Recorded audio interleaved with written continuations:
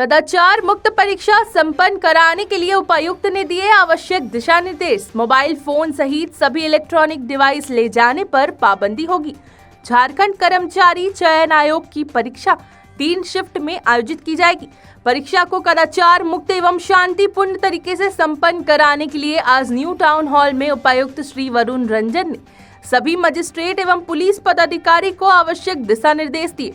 प्रथम शिफ्ट सुबह 8:30 बजे से 10:30 बजे तक, दूसरी शिफ्ट सुबह 11:30 बजे से दोपहर 1:30 बजे तक तथा तीसरी शिफ्ट में दोपहर 3 से संध्या 5 बजे तक परीक्षा आयोजित की जाएगी। परीक्षा को लेकर स्टैटिक मजिस्ट्रेट, सेंटर ऑब्जर्वर तथा पुलिस पदाधिकारी की प्रतिनियुक्ति की गई है। साथ ही 29 गश्ती दंडाधिकारी व पुलिस पदाधिकारी तथा परीक्षा के दौरान 15 फ्लाइंग स्क्वाड सभी सेंटर पर लगातार भ्रमण करते रहेंगे। सभी परीक्षा केंद्र पर CCTV camera, electronic device jammer, biometric attendance तथा परीक्षा से पूर्व परीक्षार्थियों की फ्री स्कीइंग सुनिश्चित करने के साथ पानी, पर्याप्त रोशनी की व्यवस्था सहित अन्य बुनियादी सुविधाएं उपलब्ध कराने का निर्देश दिया गया है। साथ ही समय पर प्रश्न पत्र लेकर सेंटर पहुंचने एवं परीक्षा संपन्न होने के बाद आयोग के दिशा निर्देश अनुसार उसे सील बंद कर वापस पहुंचाने का निर्देश भी दिया गया है। मौके पर उपायुक्त श्री वरुण रंजन, डीसीएलआर श्री सतीश चंद्रा, ग्रामीण एसपी श्री कपिल चौधरी, डीएसपी मुख्यालय Shri Amar Kumar Pande, ADM law and order Shri Kamalkant Gupta, अनुमंडल पदाधिकारी श्री उदय रजक, जिला शिक्षा पदाधिकारी श्री भूतनाथ रजवार, प्रभारी उप निर्वाचन पदाधिकारी श्री प्रदीप कुमार शुक्ला, विशेष कार्य पदाधिकारी श्री सुशांत मुखर्जी सहित अन्य पदाधिकारी मौजूद थे। प्रस्तुत है पंकज सिन्हा की रिपोर्ट धनबाद के न्यू टाउन हॉल से। परीक्षा कंडक्ट कर रही है और लॉ एंड ऑर्डर को लेकर के बहुत बड़ी रिस्पॉन्सिबिलिटी है आपकी पूरे प्रशासन की, लेकिन है तो आपके ही अंतर्गत। किस प्रकार से क्या क्या व्यवस्था है थोड़ा दर्शकों को बताएं। देखिए, ये LCC 2023 परीक्षा धनबाद के 75 केंद्र में संपादन की जाती है, जिसमें 28,464 कैंडिडेट अपियर होंगे और इस हेतु प्रत्येक केंद्र में सेंटर सुपरिटेंडेंट की जिम्मेवारी है और साथ में एक स्टैटिक मजिस्ट्रेट की प्रतिनियुक्ति है, एक पुलिस पदाधिकारी है और वहाँ पे एक सेक्शन पोस्ट महिला भी है। इसके अतिरिक्त कोषागार से प्रत्येक केंद्र में सीक्रेट बॉक्स पहुंचाने के लिए, अनफेयर एग्जाम कंडक्ट करने के लिए, फेयर एग्जाम करने के लिए वहाँ पे 29 पेट्रोलिंग मजिस्ट्रेट की प्रतिनियुक्ति एवं पुलिस पदाधिकारी सशस्त्र बल साथ ही प्रत्येक विभाग से परीक्षा केंद्र में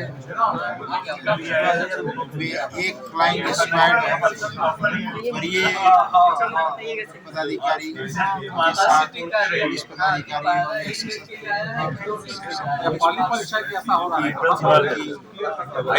सुनिश्चित की दे दिए परीक्षा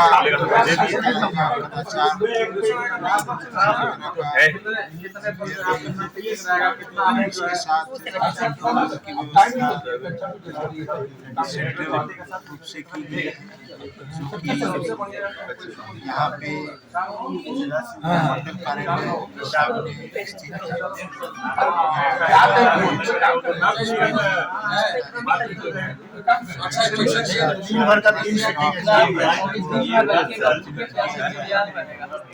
इसके अतिरिक्त सुरक्षित दंडाधिकारी की भी प्रतिनियुक्ति की गई है। साथ ही आयोग के द्वारा पूरे प्रिकॉशन किसी भी प्रकार का कोई गड़बड़ी नहीं, इसके लिए प्रत्येक केंद्र में जेवर की व्यवस्था, प्रत्येक कमरे में, परीक्षा केंद्र के प्रत्येक कमरे में सीसीटीवी कैमरा के साथ एंट्री पॉइंट पे बायोमेट्रिक एवं फ्रिस्किंग की व्यवस्था के साथ कमरे में प्रत्येक कैंडिडेट की फोटोग्राफी के साथ बायोमेट्रिक की व्यवस्था की गई है और इसके साथ police team PCR human patrolling police विभाग द्वारा सतर्क निगरानी रखी गई।